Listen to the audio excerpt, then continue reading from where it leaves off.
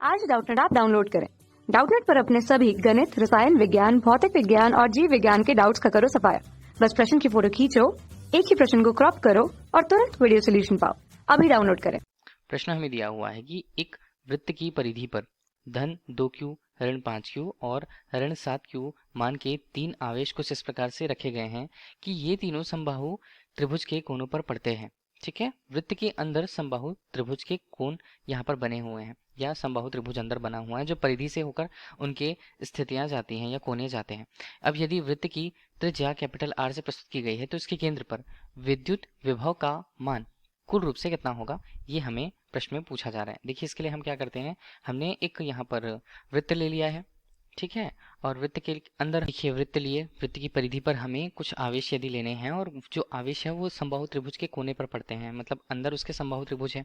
समबाहु त्रिभुज में 3 कोने, पहले कोने पर हमने आवेश 2q की कल्पना कर रखी है और दूसरे कोने पर यहाँ पर आवेश ऋण 5q की कल्पना और अंतिम रूप से ये जो आवेश हमें मिलेगा ऋण 7q के रूप में, उसकी कल्पना हमने कर रखी। ठीक है, और बोला गया है समबाहु त्रिभुज यहाँ पे कोनों पर मिलते हैं किसी वृत्त के लिए। अब उस वृत्त के लिए उसकी त्रिज्या का मान कितना दिया है, चलो उसके केंद्र को हमने O से स्पष्ट कर रखा हुआ है।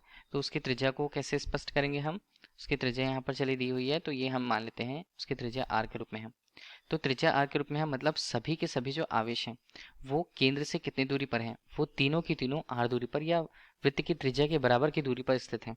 तो हमें इसके केंद्र पर, केंद्र मतलब ऊपर, क्या निकालना है, यहाँ पर हम लिख लेते हैं जैसा प्रश्न में दिया हुआ है, केंद्र O पर हमें निकालना है विद्युत विभव का मान, विद्युत विभव। ठीक है, तो विद्युत विभव का मान किस प्रकार से होगा, अदिश राशि है इसलिए जुड़ जाएंगे तीनों के आधार पर। तो कुल विभव के मान को V से हमने प्रस्तुत किया। पहले के लिए चलिए इसे हमने नाम दे दिया पहला आवेश, इसे मान लीजिए दूसरा आवेश और इसे मान लिया हमने तीसरा आवेश। तो V1, V2 और V3 कुछ इस तरह से हमें विभव के मान को जोड़कर मिल जाएगा इनका मान।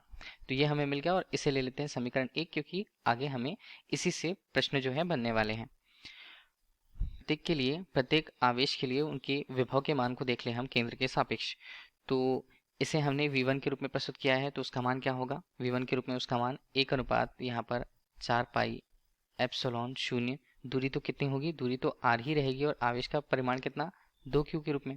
इसी तरह V2 के मान हम देखते हैं, V2 के मान कितना आएगा, 1 अनुपात यहाँ पर आता है 4 पाई एप्सिलॉन 0 और ये दूरी है ऋण 5q के रूप में, और जो हमारे पास इनके बीच की दूरी R के रूप में ही प्रस्तुत होगी। और इसी तरह V3 मतलब विभव का मान तीसरे आवेश पर, केंद्र पर, उसका मान यहाँ पर 1 अनुपात 4 पाई एप्सिलॉन 0 और इसका मान ऋण 7q के रूप में, और यहाँ पर जो मान बनता है वो R के रूप में होगा।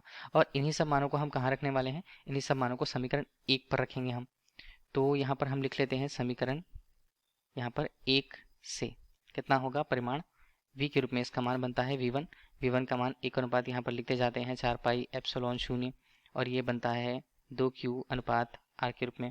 ऋण यहाँ पर मान आ जाएगा क्योंकि हमने इसे जोड़ा है, और 1 अनुपात 4 पाई एप्सिलॉन 0 और मान यहाँ पर क्या बने, ऋण 5q बटे कैपिटल R के रूप में। फिर से यहाँ पर हम लिख लेते हैं अब इसे 1 अनुपात 4 पाई, देखिए ये धनात्मक होगा क्योंकि ऋण हमने पहले ही ले लिया है 4 पाई एप्सिलॉन 0 और ये बनता है 7q, ऋणात्मक हमने पहले मान दिया तो R के रूप में। कुछ उभयनिष्ठ निकलेंगे, पहले हम उन उभयनिष्ठों को निकाल लेते हैं। 1 अनुपात 4 पाई एप्सिलॉन 0, q के मान भी हैं और R के मान भी है, ये हमने ले लिया उभयनिष्ठ के रूप में। अब यहाँ पर क्या बचे, यहाँ पर बनता है 2 ऋण 5 ऋण 7 के रूप में। ठीक है, 7 5 12 और ये किस में आएगा, ऋणात्मक में आएगा मान। तो हमारे पास कितना आता है ऋण 10, ये बनेगा q पर, नीचे मान आएगा 4 पाई एप्सिलॉन 0 कैपिटल R के रूप में। ये हमें मिला विभव का मान, कि इसका मान हम जानते हैं कि 1 अनुपात 4 पाई एप्सिलॉन 0 का मान कितना होता है, 9 गुणा 10 की घात 9 के रूप में, नियतांक है इसका मान।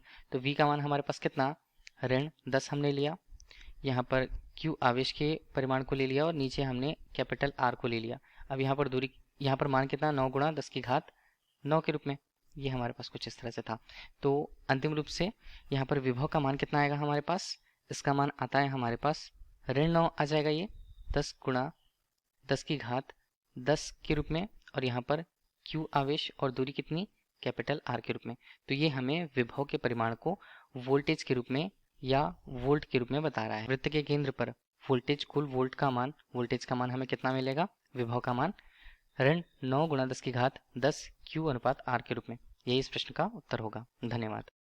कक्षा 6वीं से 12वीं से लेकर नीट, IIT, JEE वो एडवांस के लेवल तक 1 करोड़ से ज्यादा छात्रों का भरोसा। आज ही डाउनलोड करें डाउटनेट ऐप या व्हाट्सएप करें अपने सारे डाउट्स 8400 400 400 पर।